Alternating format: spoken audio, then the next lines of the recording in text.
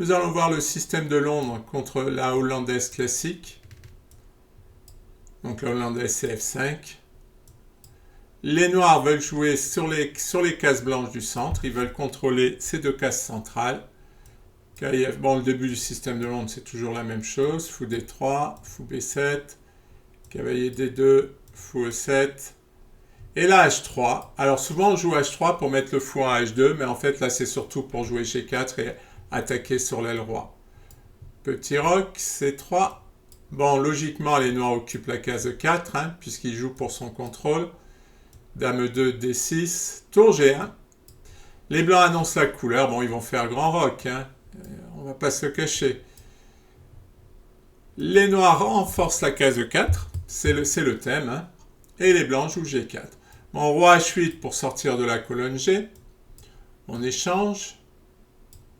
H4. Dame D7.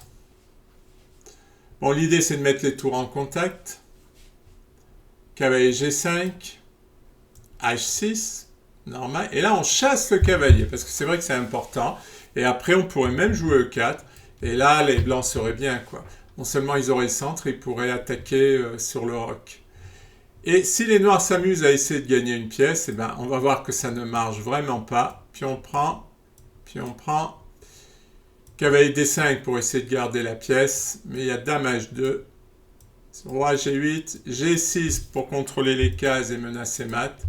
Et sur cavalier F6, tour H1 avec le mat en H8. En fait, le thème du système, c'est simple, hein. Les blancs jouent H3 pour jouer G4 et attaquer sur le roc. Et après cavalier G5, en fait, dans cette partie, c'est surtout pour jouer F3, parce que c'est l'autre thème, jouer F3 et E4, occuper le centre et attaquer sur le roc.